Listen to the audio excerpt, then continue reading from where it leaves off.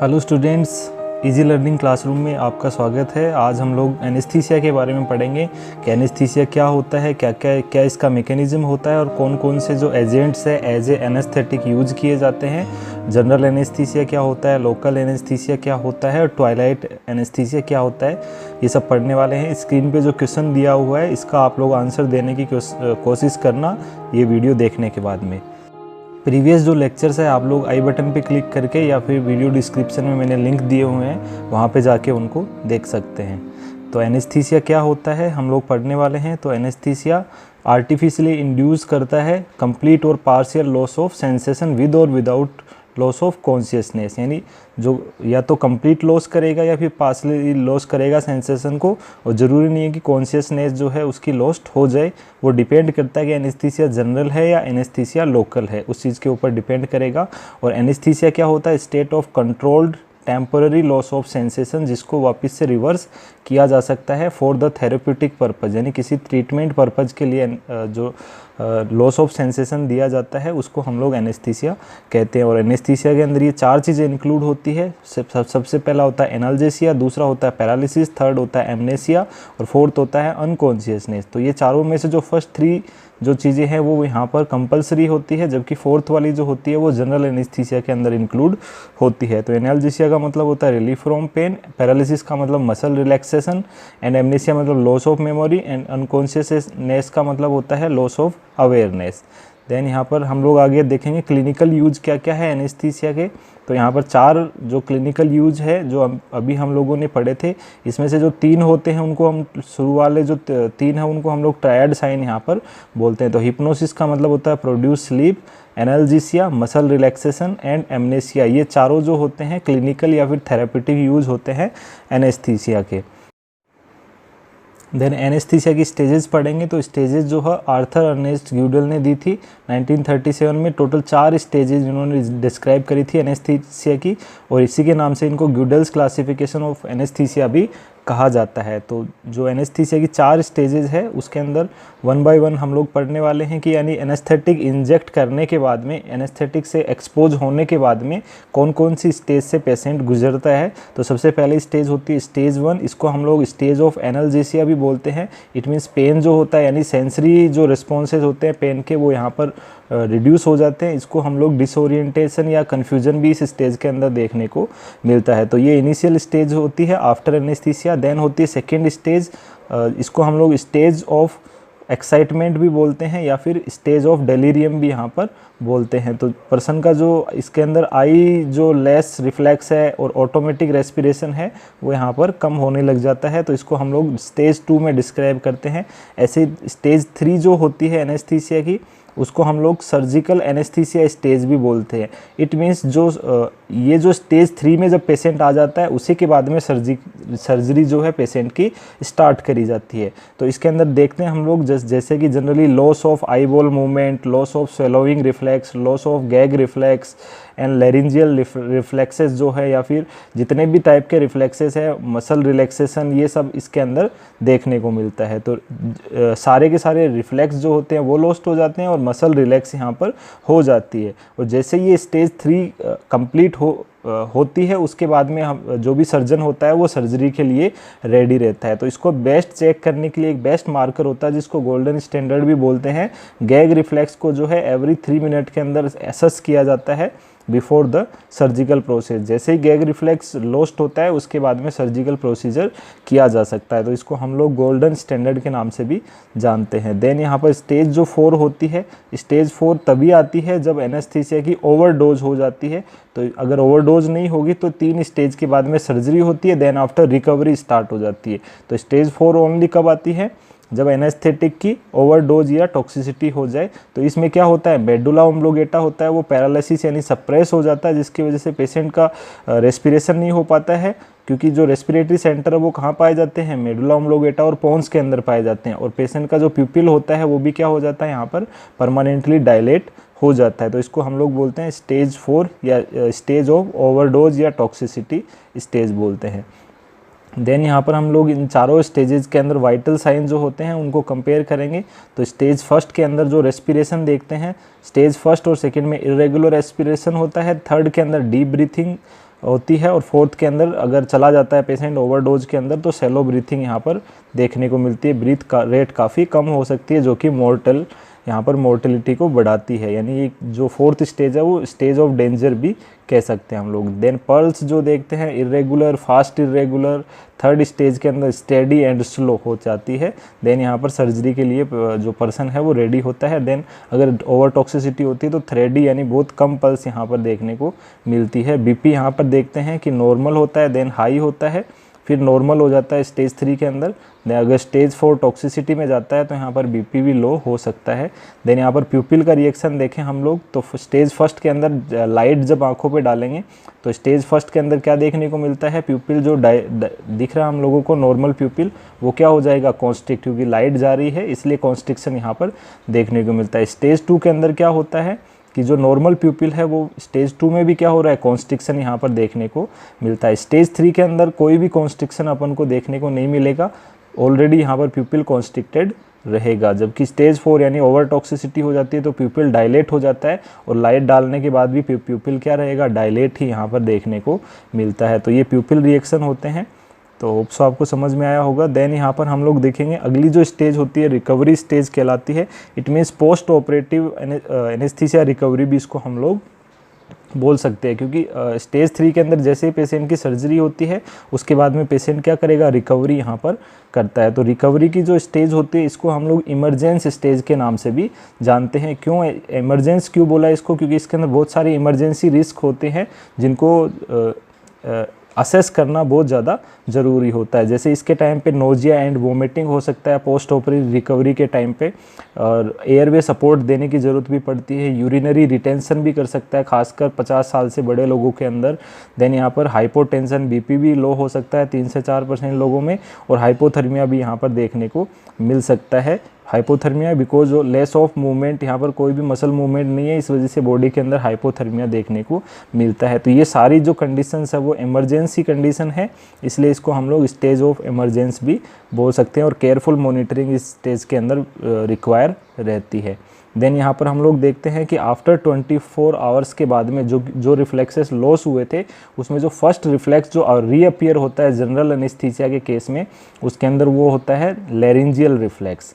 Laryngeal reflex के बाद में होता है स्वेलोविंग, निगलने वाला reflex. Then after coughing reflex यहाँ पर आता है। तो स्वेलोविंग रिफ्लेक्स जब तक वापस नहीं आता है बाय माउथ पेशेंट को कुछ भी नहीं दिया जाता, इसीलिए हम लोग देखते हैं कि आफ्टर सर्जरी 24 आवर तक पेशेंट को नील बाय माउथ रखते हैं। Then after swallowing reflex return होने के बाद ही उसको माउथ से खाने के लिए कुछ दिया जाता है। अगर हम लोग पहले देंगे तो क्या हो सकता है, वो जो भी फूड आप देंगे वो एस्पायरेट हो सकता है कहाँ पर, लंग्स के अंदर, जो कि पेशेंट के लिए रिस्की होता है। देन अगर जनरल एनेस्थीसिया नहीं दिया हुआ है, स्पाइनल एनेस्थीसिया दिया हुआ है, तो स्पाइनल एनेस्थीसिया एक लोकल एनेस्थीसिया का टाइप है। तो इस केस के अंदर जो जनरली ये स्वेलोइंग और ये रिफ्लेक्स लॉस नहीं होते हैं एनेस्थीसिया के बाद, तो यहाँ पर जो लोअर बॉडी रिफ्लेक्सेस लॉस होते हैं तो उसमें जो पहला रिफ्लेक्स जो वापस आता है वो होता है प्लांटर रिफ्लेक्स, और उसके बाद में लेट जो आते हैं डीप टेंडन रिफ्लेक्सेस होते हैं, ये यहाँ पर रिटर्न आते हैं। तो ये जो प्लांटर और जितने भी रिफ्लेक्सेस है बॉडी के,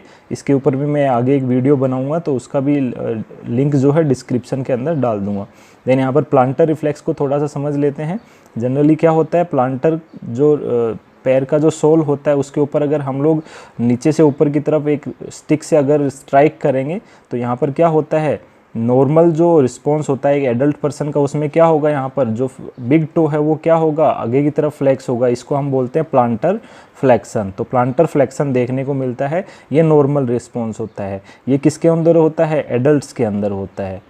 जबकि बच्चों के अंदर नॉर्मल रिस्पॉन्स क्या होता है, डोर्सीफ्लेक्शन। बच्चों के अंदर क्या होता है normal response, dorsiflexion of big toe. तो इसको हम लोग बोलते हैं पॉजिटिव बेबिंस्की साइन। तो यहाँ पर ये अप टू 2 ईयर का जो चाइल्ड होता है उसमें ऐसा देखने को मिलता है, और आफ्टर 2 ईयर यानी एडल्ट्स के अंदर जो होता है ये वाला रिस्पॉन्स नॉर्मल माना जाता है। तो इसको याद रखने की एक ट्रिक भी होती है, तो उस ट्रिक से भी याद रख सकते हैं हम लोग। तो ट्रिक क्या है अपने पास, BDPA।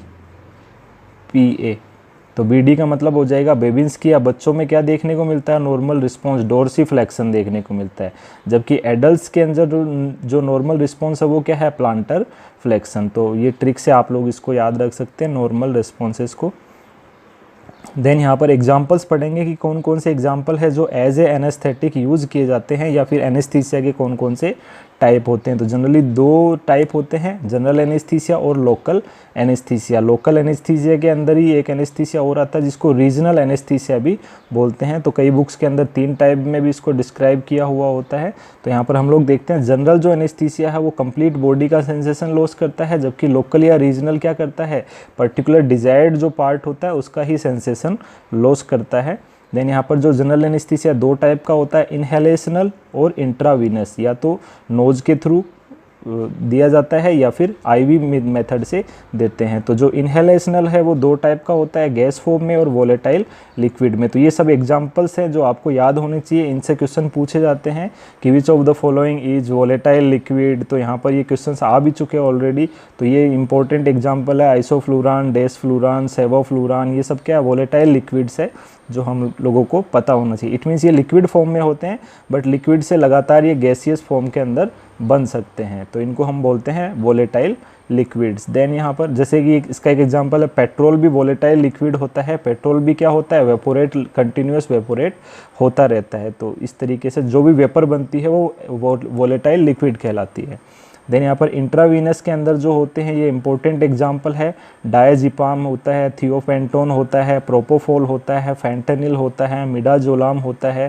तो ये सारे एग्जांपल जो है इंट्रावीनस एनेस्थेटिक के रूप में यूज़ करे जाते हैं। ऐसे ही लोकल एनेस्थेटिक में यूज़ करते हैं lidocaine, cocaine, xylocaine, procaine, lignocaine, ये सब क्या है, लोकल एनेस्थेटिक के रूप में इनको यूज़ करते हैं। और लोकल एनेस्थेटिक के टाइप्स होते हैं जो नीचे 4 टाइप दिखाए हुए हैं, टॉपिकल यानी सरफेस के ऊपर रब करके, इनफिल्ट्रेशन, नर्व ब्लॉक करके, एपिड्यूरल एनेस्थीसिया देके, स्पाइनल एनेस्थीसिया देना, ये सब किसके एग्जांपल है, लोकल एनेस्थीसिया का एग्जांपल है। तो एक क्वेश्चन इसका भी आया हुआ है कि स्पाइनल एनेस्थीसिया जो होता है कौन सा होता है, सॉरी ये क्वेश्चन आया हुआ है कि which of the following is example of local anaesthesia. तो वहाँ पर एक ऑप्शन था स्पाइनल एनेस्थीसिया, तो ये हम लोगों को ऑलरेडी पता है।